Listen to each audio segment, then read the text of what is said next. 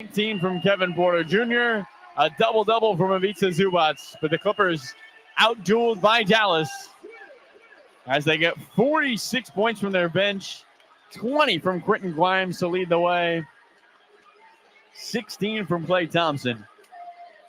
And the Clippers fall on the second half of the baseball series. Adam Oslin will take over when we return for Carlo Jimenez, Ken Mendez, Reeves Edens, our statistician. See you in a few. The Clippers lose in Dallas, 113-97 on your Clippers Audio Network.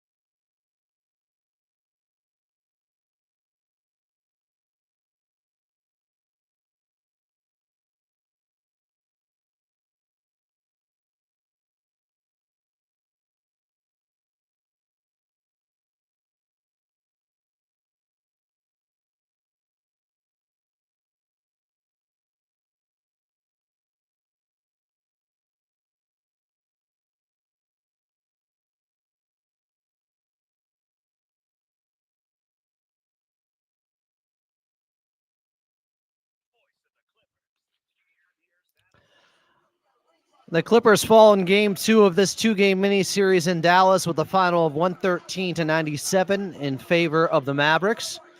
Welcome into your post-game show. I'm Adam Oslin. Coming up, we got your final box score. We'll have Clippers talk on AM 570 LA Sports as well. But while we have a moment, let's pause 10 seconds for station identification here on the Los Angeles Clippers Audio Network.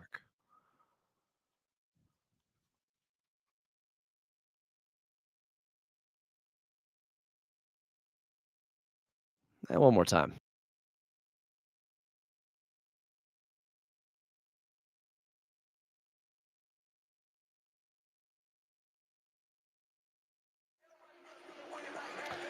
Let's get back to your radio voice of the Clippers from American Airlines Center in Carlo Jimenez. Well, Carlo, I feel like the word nasty flow or the phrase nasty flow to the offense is going to come up post-game from Coach Lue after this one. Because while the Clippers did miss some open shots, they also never really found a rhythm, never really had that chemistry out there on the offensive end where you felt like the ball was really hopping. Instead, it was hopping to the Dallas Mavericks with some really bad turnovers. Yeah, and credit Dallas with their way to muck things up defensively. They were more physical. You saw that in the box score. I mean, both their bigs had 4 more fouls in this game. They played with more intensity, and they hit timely shots at them. I think the first 4 Clipper threes, Dallas responded with a 3 on the ensuing possession every single time. And then Quentin Grimes goes on an incredible run in that fourth quarter. He goes 3 for 3 from 3, finishes with 14 points, knocked down all 3 free throws to kind of push the lead out of reach. But you look to the Clipper side in this one, and 2 things jump out for me, Adam, when you look at the box score in this one. One, it's the second chance points. I mean, the Clippers are the second best team in the NBA. They allow just 12 second chance points a game. That is behind only the Orlando Magic. And the Dallas Mavericks today put up 27 second chance points on 11 for 14 from the field. That is a brutal number for this Clipper team, and really an off night for this team. I feel like a lot of things that usually go the Clippers' way when you think about how hard they play, how they rebound, how they dominate the paint, didn't happen today. And maybe that's a part of that is because they just didn't shoot the 3 ball well. And when you feel like you're getting good looks offensively and they're not going in, that can be demoralizing. Made threes, anyone who's ever played basketball knows when your team makes a 3, it almost feels like you got a little, like 5 milligrams of caffeine. It's a shot of energy. You're excited. You're ready to go play defense. The Clippers were shooting 17% through the first 3 quarters from 3, and it looked like their inability to get shots they usually get on the offensive end bled into their inability to grab rebounds, to play with the same intensity on the defensive end. And I got to say, well, I do feel like this was an outlier shooting game, obviously, by the Clippers from distance. And eventually some of those shots are going to fall for you. And it was Norman Powell who had that run in the fourth quarter where it looked like this lead was not insurmountable. The Clippers were still in this one when Ivica Zubac scores 7 straight in the third quarter. And the next 2 times down, 3 times down, it's everybody else touching the ball except for him. It's just curious to me, Carla. I just don't understand it. You got a guy that just bodied this Dallas front line on Thursday night. He's doing the dirty work. He's doing the little things and still wasn't being featured on the offensive end after he basically generated 7 straight points. 2 of them were off of putbacks. Then he had a nice pass from Norman Powell to him for a dunk in that third quarter. And they're not even using him out there. And I don't know. On a night like tonight, if you can't hit for threes and you got a guy in Ivica Zubac who is imposing his will in that third quarter, just would have been interesting to see if they would have got him the basketball a little bit more. But this Clippers team, they never really found a rhythm on the offensive end. I felt like this was probably one of the worst games from James Harden in a Clippers uniform from just an overall perspective. Kyrie Irving also not necessarily known as a great defender out there. I thought he was miles better than his counterpart in James Harden in this game, who really struggled on the defensive end and obviously with the turnovers once again. Yeah, I think James Harden looked a little tired out there, 37 minutes today. I think I'm interested to see, Adam, when we look back on the film, just touching back to the Ivica Zubac situation, the minute he dribbled, Dallas doubled. And the Clippers really weren't able, because they weren't hitting threes, to take advantage of those double teams. I mean, Ivica Zubac is a good passer, especially this season. He's been one of the best Clipper passers. He had 3 assists in that first quarter at him. He didn't have an assist the rest of the way. So can the Clippers figure out a way? What did Dallas do differently? I think they did a great job of guarding the swing. I mean, how many times did Ivica Zubac throw it to the nearest guy? They swing it up top to Norman Powell. And then right there is Gafford or Lively on the closeout, forcing Norm to come downhill into a double team. Credit Dallas. They did a good job. I think the Clippers could have fed Ivica Zubac a little more, but Dallas was doubling the minute Ivica Zubac put the ball on the floor. For James Harden, a tough one in this one. I felt like he didn't have it going early. He was trying to force it a little bit from 3, 2 for 9 from 3. Did finish with 8 rebounds. He was great on the glass, but you mentioned it, Adam, 7 of those turnovers for the Clippers. They finished the night with 17 turnovers. It's a gut check for the Clippers. I mean, it's a gut check. They scored 31 fourth quarter points, but they give up 39. Uncharacteristic for a team that is hanging their hat on the defensive end this season, 6th in the NBA on defense. You feel like the ball just bounced their way. I mean, the wrong way a couple times in this one. Quentin Grimes gets fouled on a 3. Then all of a sudden, Harden slaps it away from Kyrie. It lands in the lap of Lively. He kicks it for a Grimes wide open 3.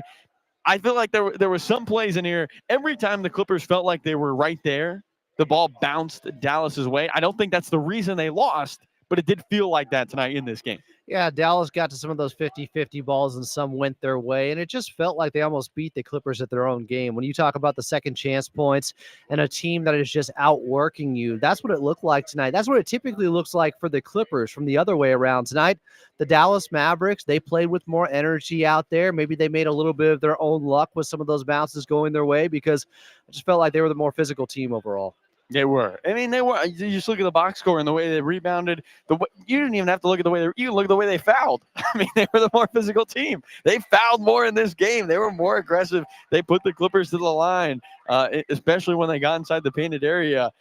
They were more physical today. Something we credited the Clippers for doing so well on the game on Thursday. I mean, Dallas couldn't hit anything from inside the restricted area, where they shot 72% on the season. They were 9 for 20 from the restricted area on Thursday. I'm interested to see what the numbers look like after this one. It was a tough loss for the Clippers. They never really got momentum. As you mentioned, nasty flow to this game. I think that's the best way to describe it. And if we're being honest with ourselves, you come into Dallas, you're playing 2 on the road. If you told me you get 1, we'd all leave with a smile. No one would complain. We'd say, you know what? The Clippers got 1 in Dallas. I will take it. And let's see how things plan out on the road in Memphis. You got to look big picture here. The Clippers dropped the game which it was an ugly one without a doubt. But you're going to have ugly ones when you play 82 games, and it's on to the next. We'll see you Monday in Memphis. Tip time for that one is at 5 p.m. We'll have your pregame show starting at 4. Clippers taking on the Memphis Grizzlies. Carlo, great call as always. Safe travels to Memphis. We'll talk to you then, my friend. Talk to you in Memphis, Adam. One more before Christmas. Let's go. Coming up next, we'll get to your final box score. Clippers lose 113-97 in Dallas to the Mavericks. I'm Adam Osland, and you're listening to the Los Angeles Clippers Audio Network.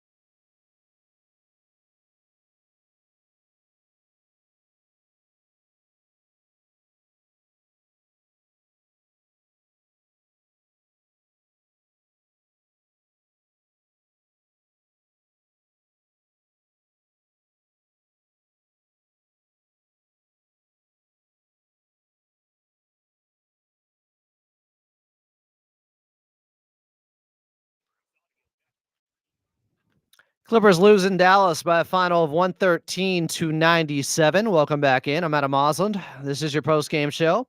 Coming up, we'll have Clippers talk for you on AM 570 LA Sports. Final box score, Clippers ended up shooting just 42% from the field. It was worse than that throughout most of the ball game. In fact, heading into that fourth quarter where they started to catch a little bit of fire there for a second, they were shooting 37%. They were 6 of 31 from 3 heading into the fourth.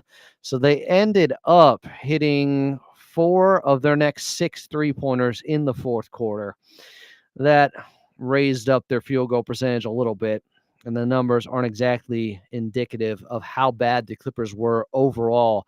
This one is 17 turnovers. Felt worse than that at times, but they had them in bunches at the wrong time. Second quarter, I want to say they had 7 alone in that second quarter, and James Harden had 7 turnovers after a game where he had 6, after a game where he had 9 a couple games ago. Since coming back from those 8 days off where he got all that rest, he has not been sharp with the basketball. He has not been crisp with it. We'll talk more about that coming up on Clippers Talk, but James Harden finishes just 6 of 18, 2 of 9 from 3, 19 points and 3 assists to 7 turnovers. It's a wonder how the Clippers were even in this ball game, as they were, thanks to Norman Powell. He did finish with 28 points, just 8 of 22 shooting. We really got it going and scored 10 straight at one point in the fourth quarter for the Clippers. They had their opportunities, but the Dallas Mavericks outworked them. And we don't say that often in a game for your Los Angeles Clippers, that they got beat up by a team that just straight up outworked them. But I thought the biggest shot of the game was after it was down to a 6-point lead with 4:41 left by a score of 100-94.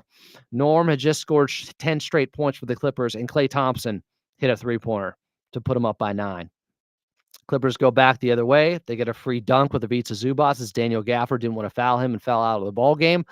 But then Norman Powell fouled Spencer Dinwiddie on a three-pointer. He hit all 3.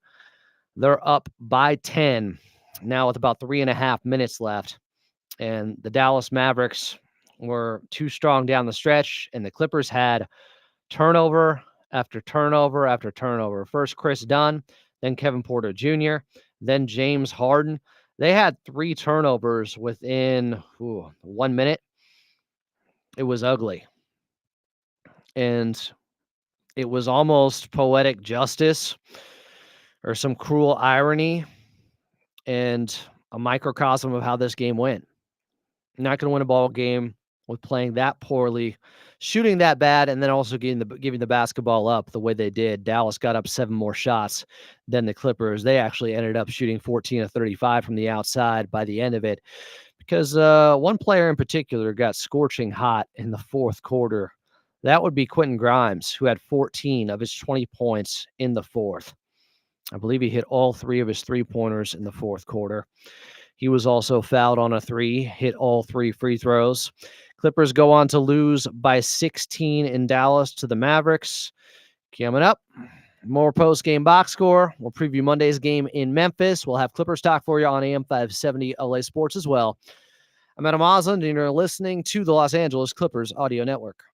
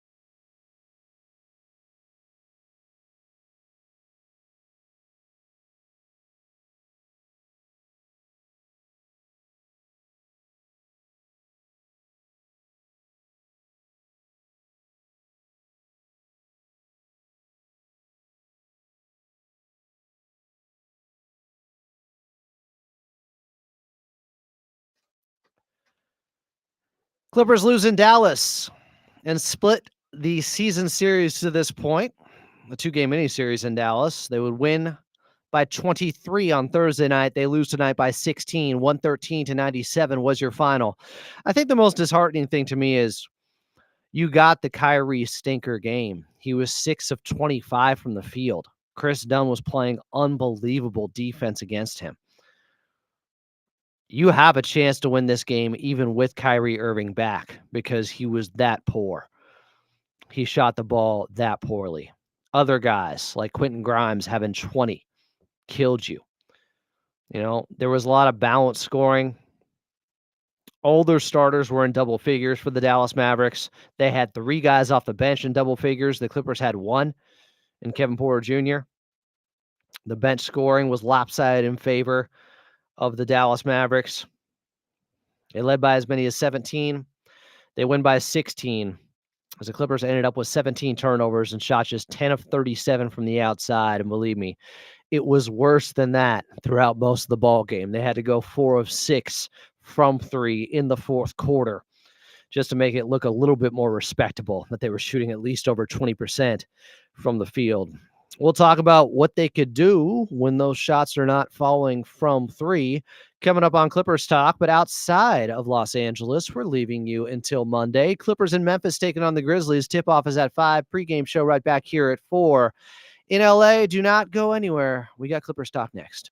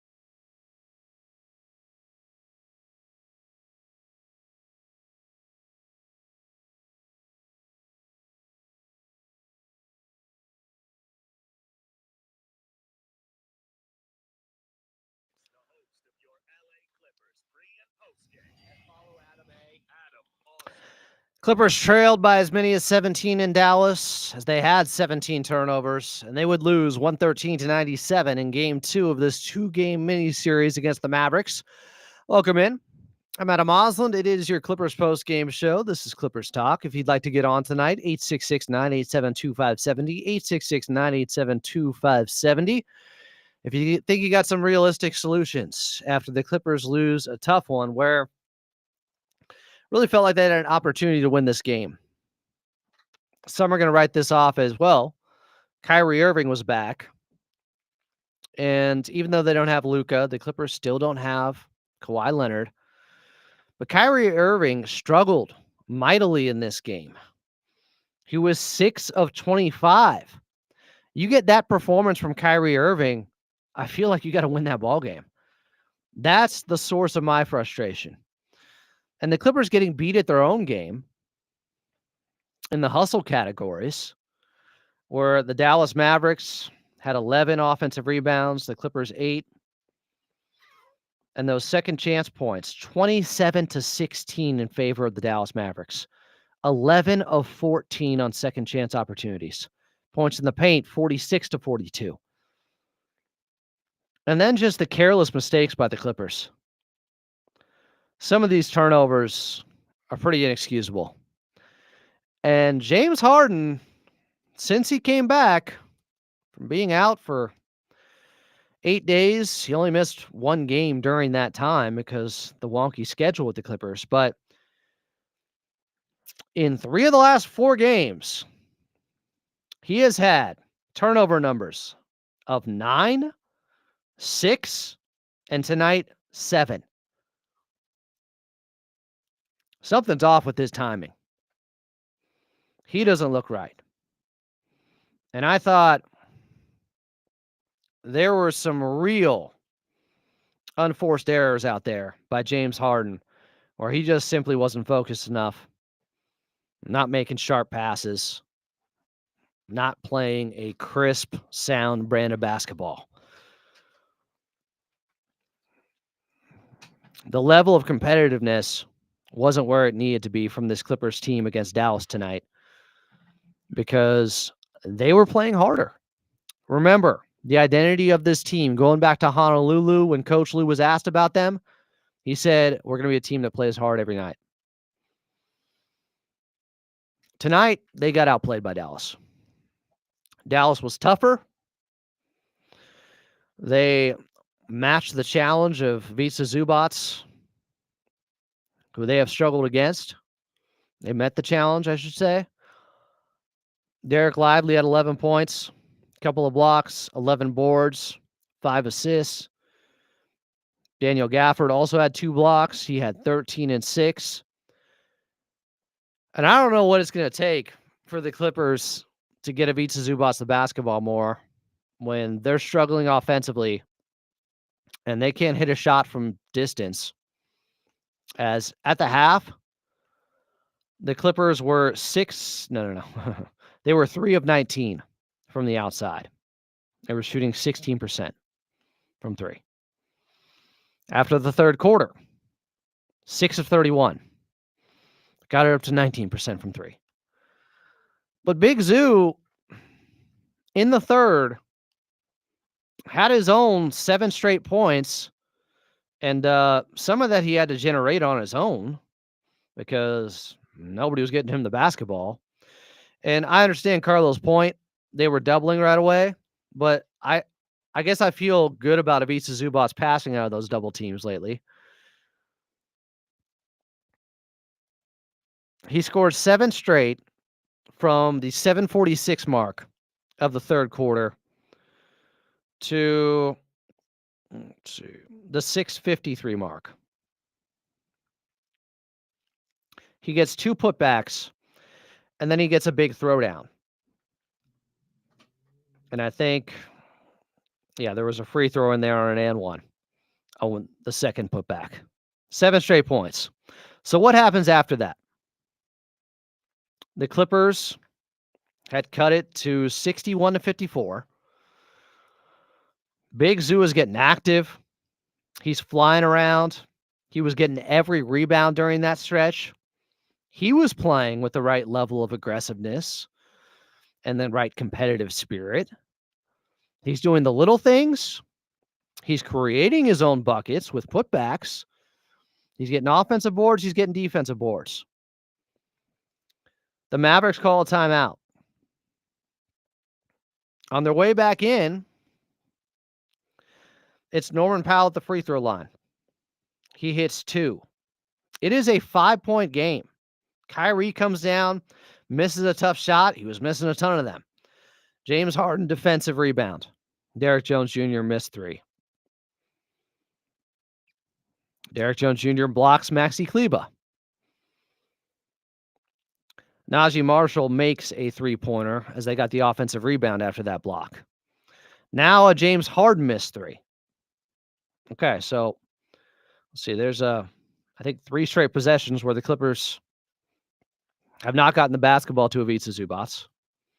They're taking threes that they have been missing at just an incredible rate in this game. I don't understand it. James Harden missed jumper. Chris Dunn missed 3. Amir Coffey missed 3. Zubac does all that work during that stretch and doesn't get rewarded for it at all. Another James Harden missed 3. Clippers can't hit anything. They just had Big Zoo go on a 7-0 run, and they completely go away from it for 3-pointers that already weren't falling. It would be one thing if they were hot. I know you got to hit him at some point, but maybe let Zoo get a little bit of burn there because he was playing like a monster all of a sudden, mostly because he was touching the basketball. I know it's not that simple.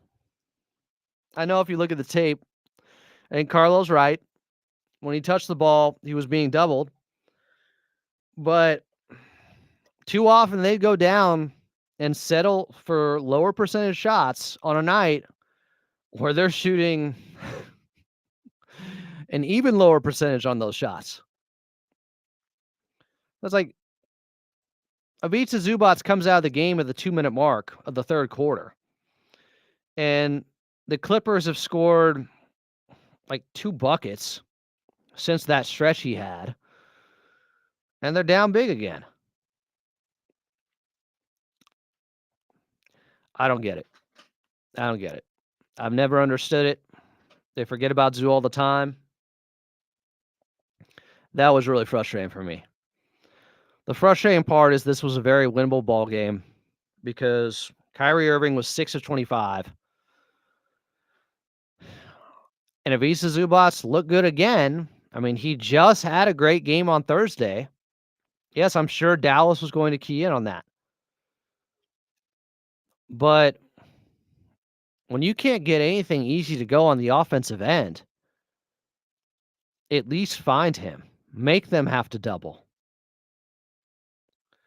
I don't know. I'll have to review the tape later and see how many of those looks were good looks in the third quarter that I can't really disagree with on some of those 3-pointers, and how many times they probably should have dumped it into Ivica Zubac to just get him an opportunity to continue to make a run. But that wasn't the entire game. The Clippers had it to within 6, thanks to somebody else going on a run. It was a lot of individual runs in this game by the Clippers, keeping them in it. It didn't feel like it was a free-flowing offense. It felt clunky. It felt like the gears were gummed up a little bit.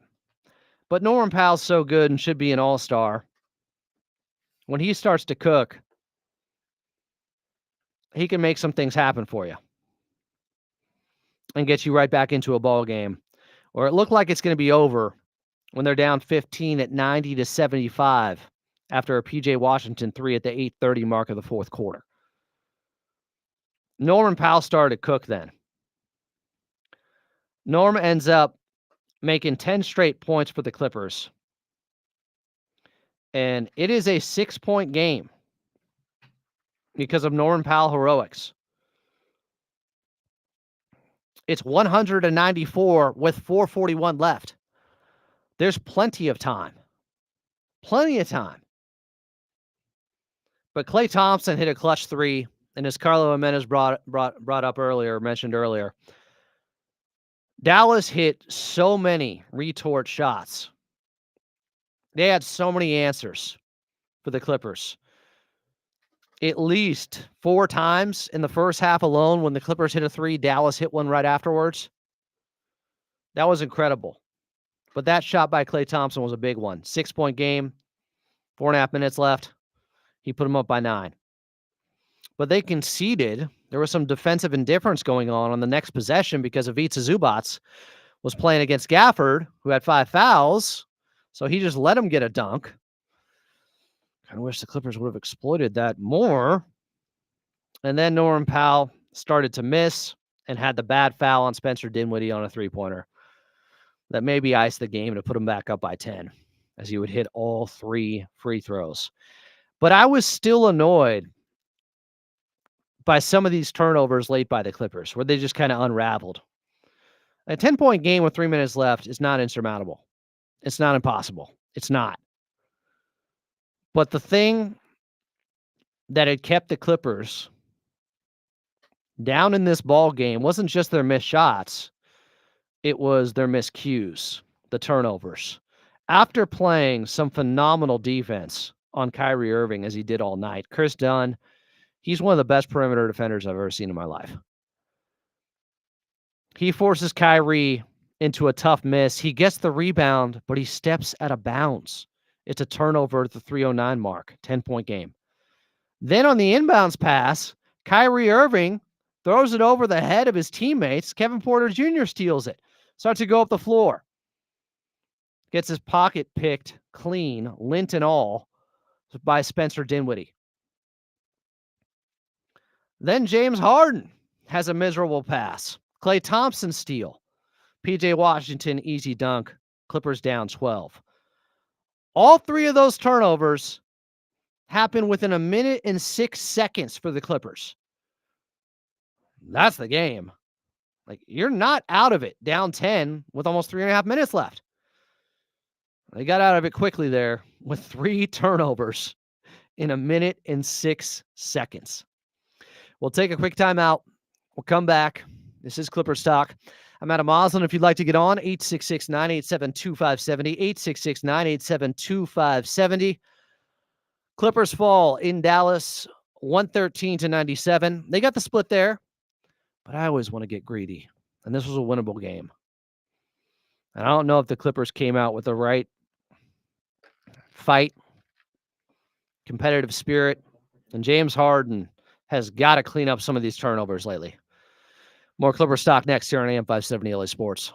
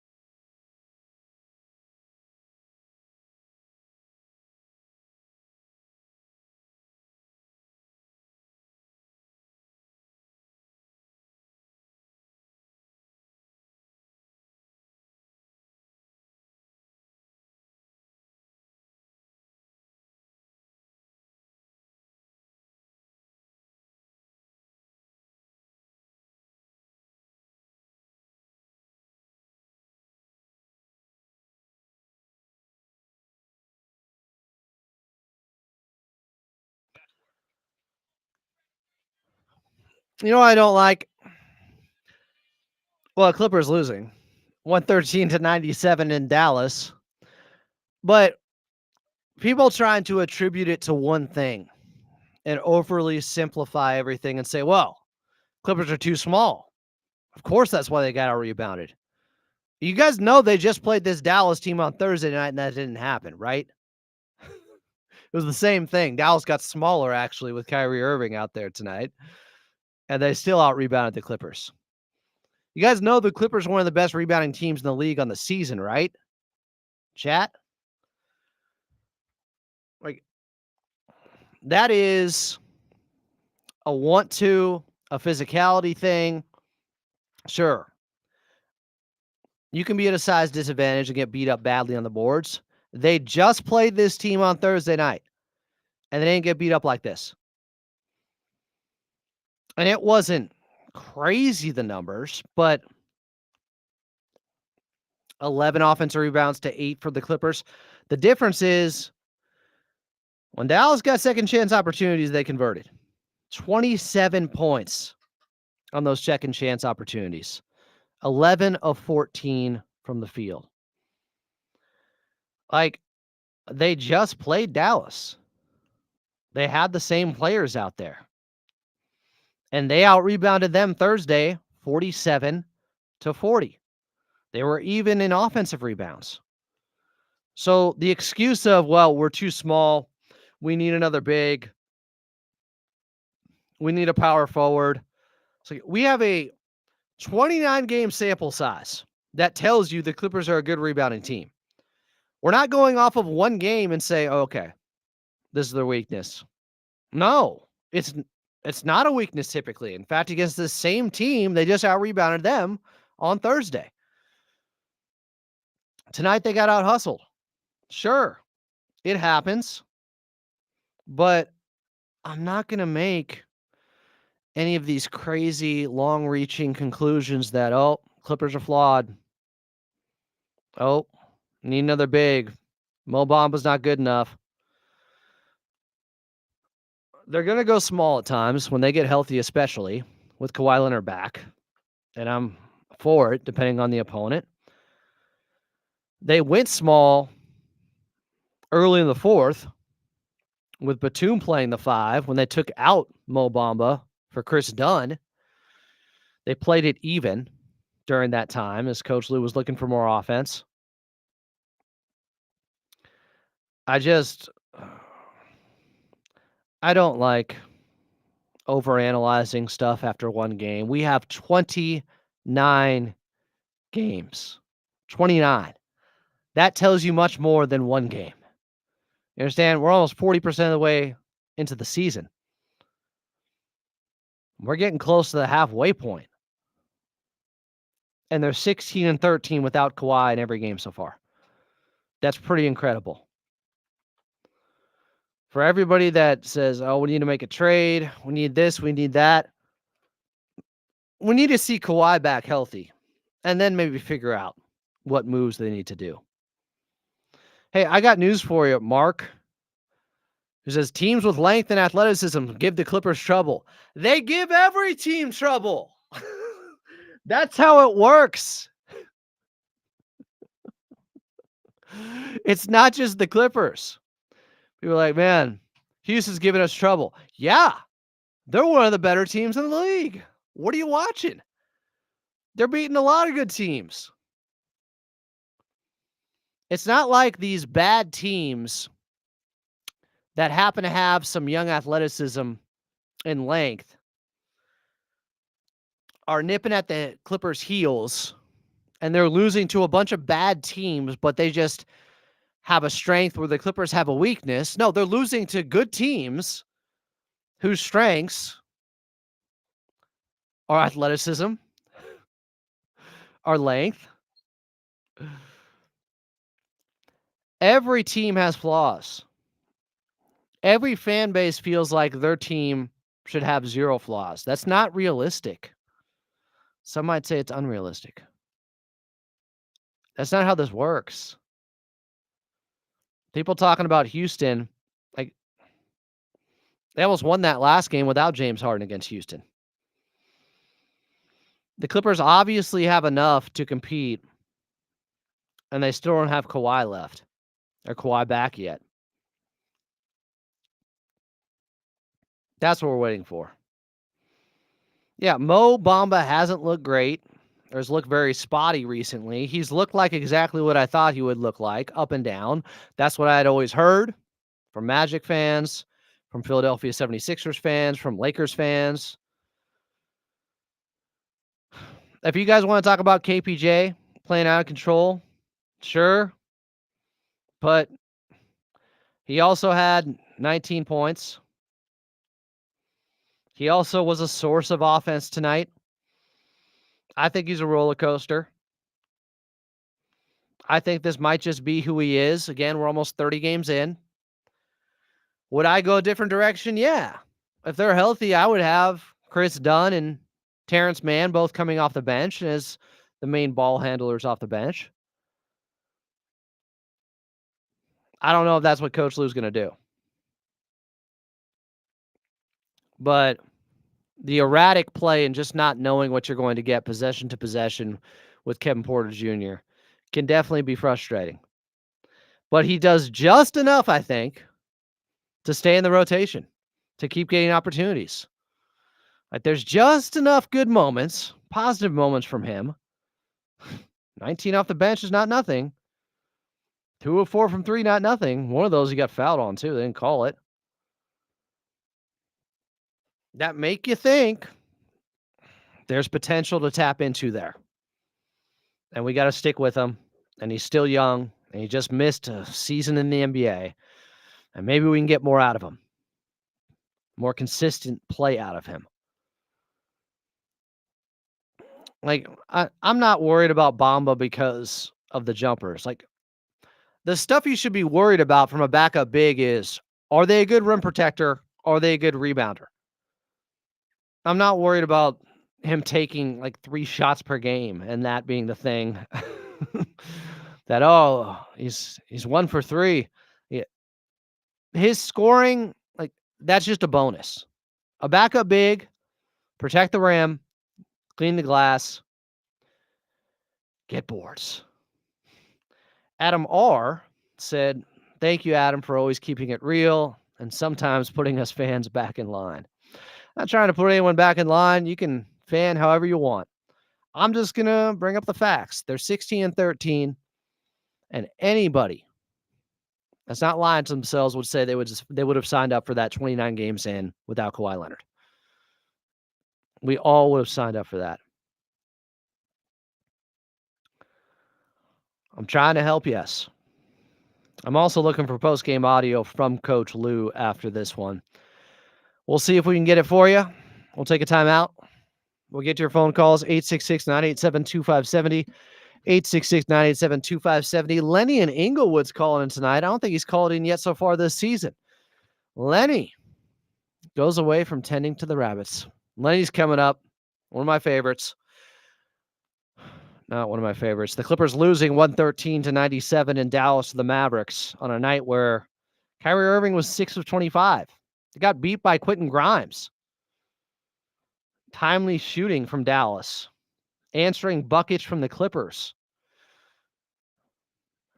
And those hustle plays, that's usually the Clippers coming up with those and finding a way to scrap and win a game. Coach Lou always calls it our scrap, our scrappiness. Typically, he likes it. I don't know if he liked it tonight. Thought Dallas was better in that area. More Clippers talk next here on AM 570 LA Sports.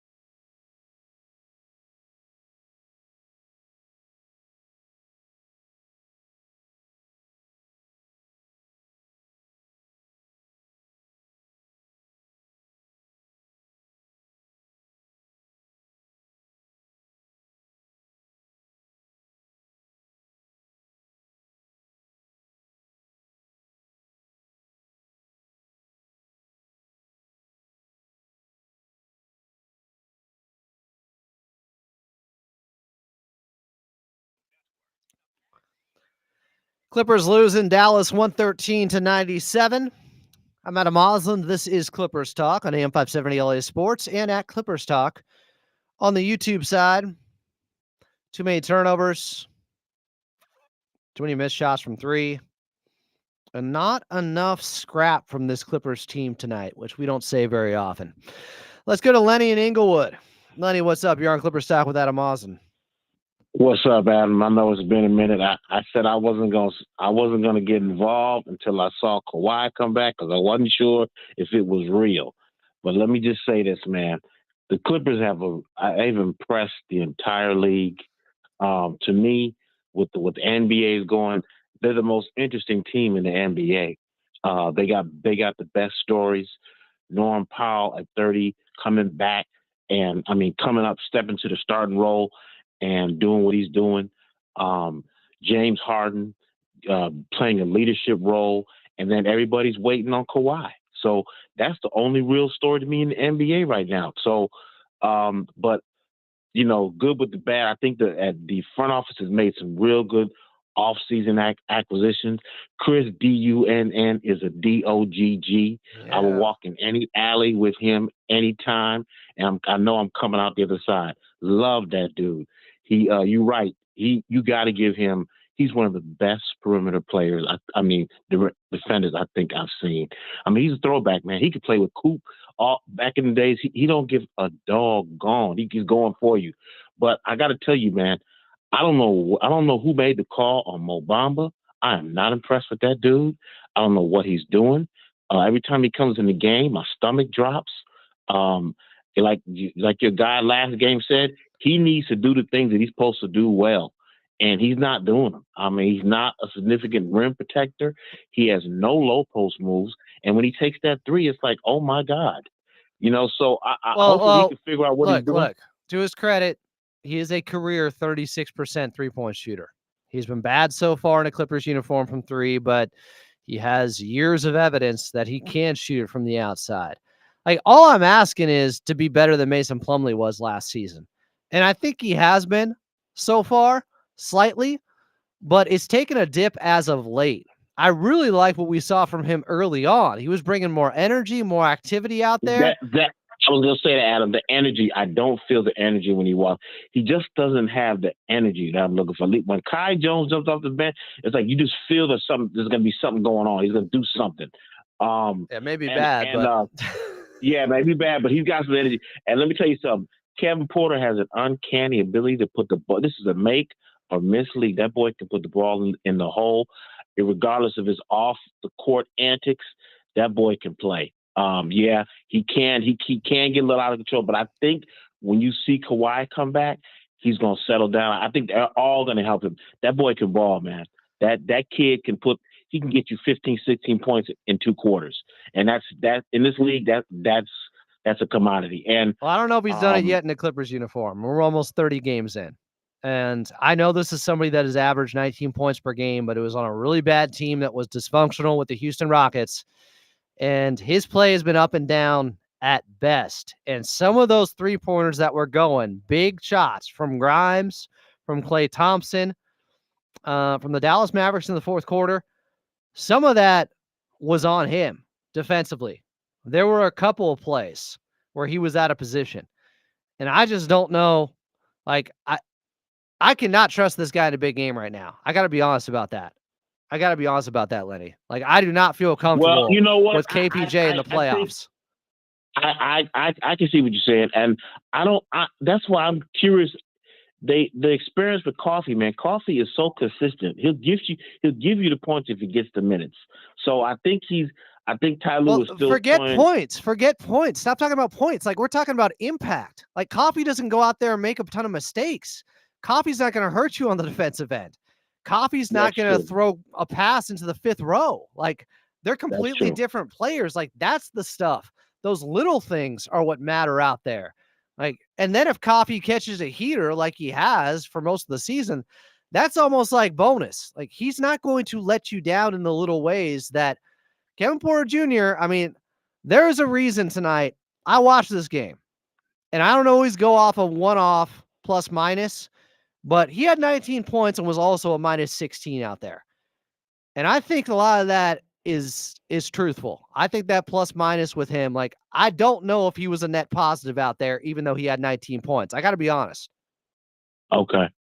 Okay. Well, you got a different perspective. That's good. Anyway, look, man. Like I said, the whole league's waiting for Kawhi. We all want to see what he looks like. I know they're gonna make some trades. We're kind of log jammed at that 6'5", 6'7" spot, players. So, but I just hope they don't touch Powell, and I hope Dunn stays a Clipper for life. We need a dog like that. Yeah. Because that you don't find dudes like that in today. If he ever gets a consistent jumper about 30, 40%, he's golden. So anyway, man, keep up your thing, Adam. And like I said, let's wait for Kawhi to get back and see what we got. I'm with you on that. Well, I expect you to call in more frequently when he is back. All right, Lenny? For sure. For cheese, for sure. Lenny's one of my favorites. Appreciate you, Lenny. Have a good night, man. You too. Clippers lose 113-97 in Dallas to the Mavericks. We'll take our final timeout. We'll come back. We'll hear from the head coach, Tyronn Lue, after the Clippers lose by 16 in Game 2 to the Mavs. Clippers' next game coming up on Monday. Last game before Christmas. They'll be in Memphis. They got some things going for them right now. Taking on the Grizzlies. Tip-off is at 5. Pregame back here at 4. I'm Adam Osland, and you're listening to AM 570 LA Sports.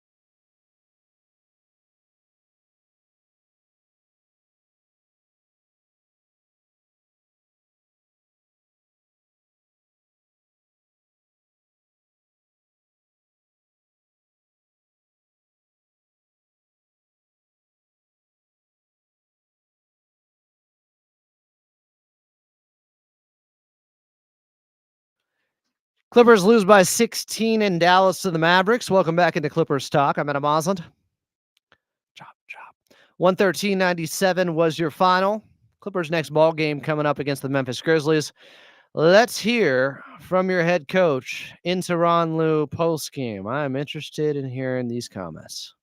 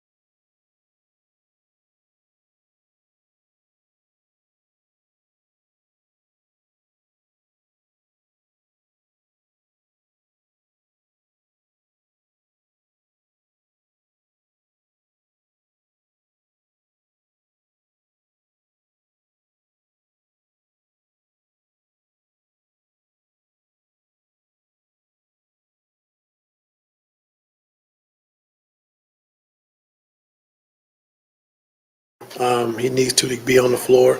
And, just one of those games where he didn't shoot the ball well, had a couple turnovers, but, we just can't let that, sidetrack us. Like, okay, we got to, get better, continue to keep taking care of the basketball, but offensive rebounds, taking care of those like we did, better in the second half, and then just kind of go from there. But I just thought, like you said, Kyrie, trying to get up the floor, pressure James, and really warm down, and, we weren't able to get a good flow into our offense tonight.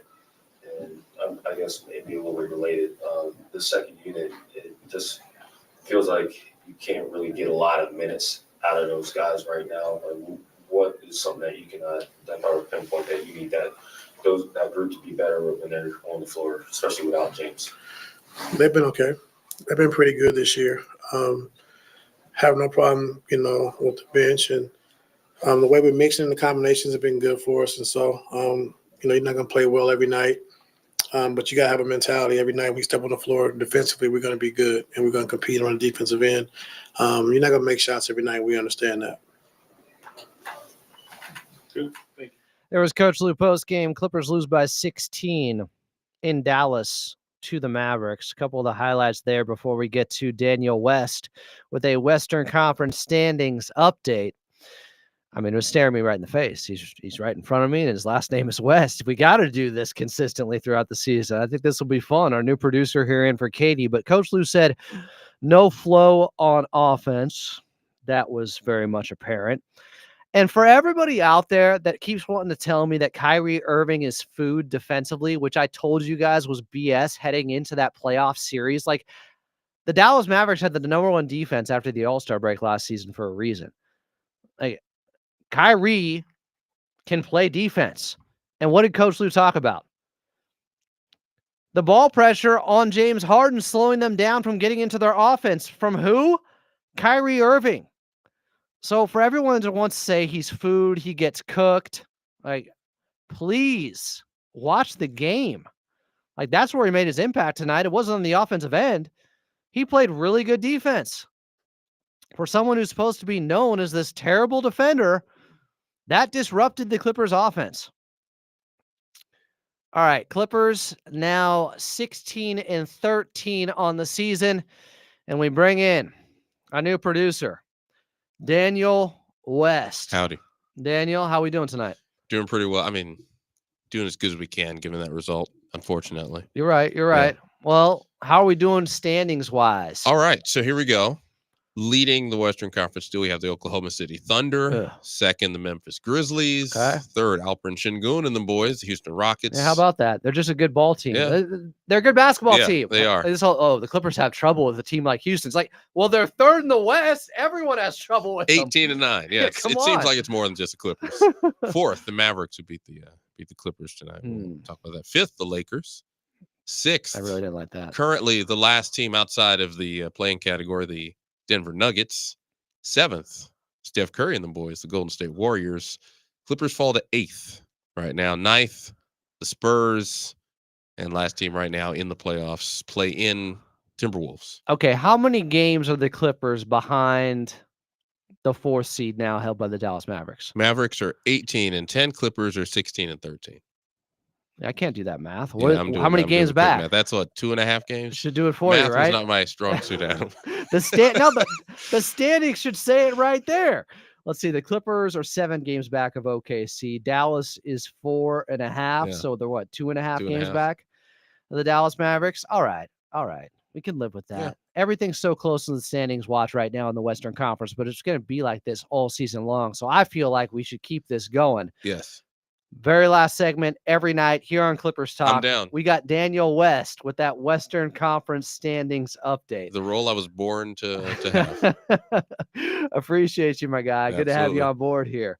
Clippers lose by 16, 113-97 was your final against the Dallas Mavericks. And I don't want to hear this from Bastian Schweinsteiger, who was wrong once again, saying the Clippers would go 2-0 in Dallas. And he was saying that thinking Luka was going to play in both games. And now he's saying Kyrie Irving is food defensively. It's like people don't even watch tape anymore.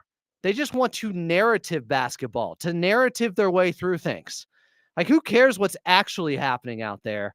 I'm just going to go off of somebody's reputation or what some talking head has said to me in the mornings. Like that stuff to me, uber frustrating. All right, before we get out of here, I do want to thank the Clippers organization, Ralph Lawler, Brian Seaman, Noah Eagle. Great call earlier, my guy on NBC. Carlo Jimenez, great call in Dallas. Big thanks to Big Brother Jake Warner. We're thinking about you. Colin Yee, see Yeezy in the studio. Daniel West. Go West, young man. West is with us now. He's our new producer. He'll update you in the Western Conference standings. I want to thank the callers, the listeners, the chatters. Until Monday night, I'm Adam Oslin. We'll talk to you then. Clippers in Memphis taking on the Grizz.